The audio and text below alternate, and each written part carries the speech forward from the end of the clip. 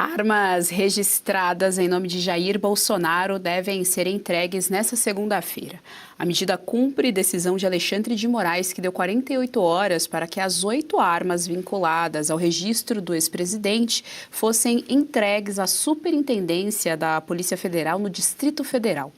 O ministro ainda revogou o porte e o certificado de registro de CAC, que é aquele de colecionador, atirador desportivo e caçador de Jair Bolsonaro. Fabi, bom, a gente segue então aí com essa história da arma, com essa confusão da arma. Vale ressaltar, a polícia ali do Distrito Federal já concluiu que não havia nenhum tipo de irregularidade. O Alexandre de Moraes estava se apoiando nisso e na PGR ao mesmo tempo para prorrogar a domiciliar. Acabou que prorrogou também, o próprio PGR também deu essa recomendação, mas agora a gente tem aí essa questão de retirar, de revogar aquele registro que você tem para ter o porte de arma.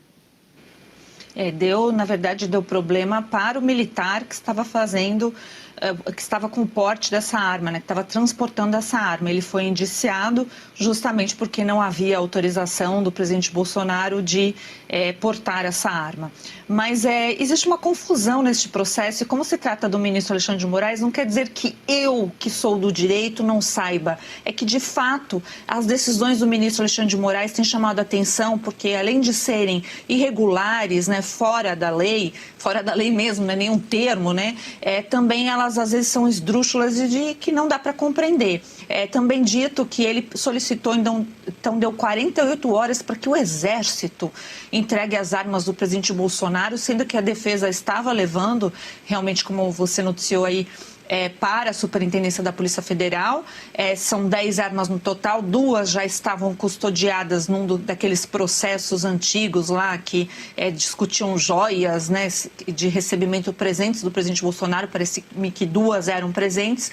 E essas 8 aí que fazia parte da coleção do presidente Bolsonaro, que nunca, absolutamente nunca negou o seu apreço por armas. Inclusive era uma bandeira dele de campanha e que o elegeu. Então precisa subentender aqui que o brasileiro, ou grande parte do brasileiro, pretende ter armas para se defender, principalmente em relação à posse de armas, você ter armas em casa para se defender, porque às vezes o Estado não chega. Quando a gente pensa aí em propriedades agrícolas, é bem de fácil entendimento uma coisa dessa, Mas isso mostra o peso do Estado e que estão tirando absolutamente tudo do presidente Bolsonaro. Porque, veja, se ele já está um tempo preso, tanto naquela domiciliar irregular que ele tinha, que ele acabou indo para a Superintendência da Polícia Federal, vindo para domiciliar, em nenhum momento ele cogitou usar armas. E o que é interessante é que naquela oportunidade onde foi falado da tornozeleira, aquele tentativa de rompimento, onde ficou muito bem explicado ali que ele estava um pouco transtornado e paranoico, e a gente entende essa paranoia sim, em relação a estar sendo vigiado, ele não utilizou essas armas que estavam de fácil alcance dele. Então, no meu entendimento, isso de vez piorar a situação do presidente Bolsonaro, isso ajuda ainda para que deixem o mesmo em prisão domiciliar, fora que o principal motivo da domiciliar, que é a questão humanitária, permanece, infelizmente, Ele não está bem de saúde. Os problemas que o levaram para domiciliar permanecem, às vezes de uma outra forma, e os problemas vêm se diversificando, mas todos eles por conta de uma arma branca, de uma facada. Então, são aquelas analogias que a gente tem que fazer aqui para mostrar que realmente no Brasil não é feito para amadores, Um presidente que tinha, sim, apreço por armas, isso todo mundo sempre soube, e que foi atingido por uma arma branca, uma faca, e que agora vem um ministro que dá uma ordem do Exército entregar as armas, uma coisa assim bem estranha, que a gente fica entendendo quem o Moraes quer atingir, porque sim, este homem não aplica justiça, ele aplica vingança. Maiara, também quero te ouvir a respeito, então, decisão de Moraes revogando o porte e o registro de arma do ex-presidente Jair Bolsonaro. É mais um absurdo do caso, A gente parece que fica até repetitivo aqui, porque é realmente chocante o que a gente está vendo.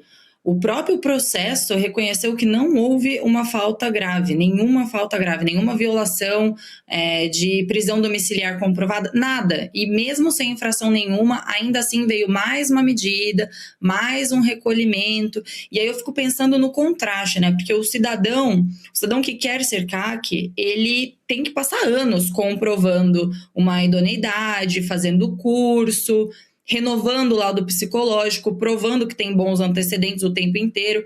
E aqui a suspensão, no caso de um registro inteiro de armas, saiu de novo, numa canetada só, sem o mesmo processo técnico que qualquer atirador, qualquer colecionador comum tem que enfrentar, que é extremamente rigoroso. Então é o que a Fabi falou, isso não é uma justiça, né? Isso é uma perseguição, e essa perseguição ela é contínua. E a gente percebe que ela tem sido dosada, né? Ela vai sendo dosada ali aos poucos para nunca parecer que ela é demais, né? Que ela vem de uma vez só, mas ela nunca está dando trégua. Eu acho que nós estamos assistindo aqui no Brasil uma perversão completa do devido processo legal, né? Isso está muito claro para a gente.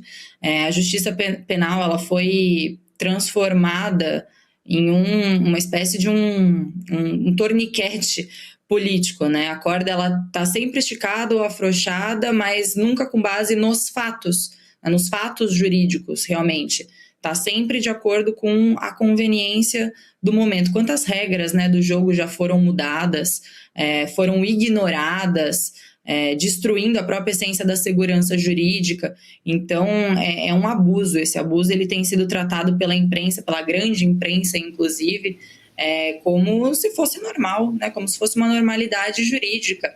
E a maior parte da população, ela não tem o menor conhecimento, né, dos aparatos legais, das questões jurídicas. Então, o que é passado por uma grande mídia é levado como verdade. Eles realmente acreditam que o que está sendo feito é realmente uma justiça, está aparado pela Constituição, e não é o caso. Então, para nós que temos um pouco mais de noção, acompanhamos o caso de perto, entendemos, buscamos as informações corretas do que está acontecendo, a gente começa a se sentir impotente, né? Porque se eles conseguem destruir toda uma construção de uma lei, de uma Constituição, quem somos nós para conseguir reverter essa situação, esse quadro, né? O que nós brasileiros podemos fazer para reverter essa situação, Geise?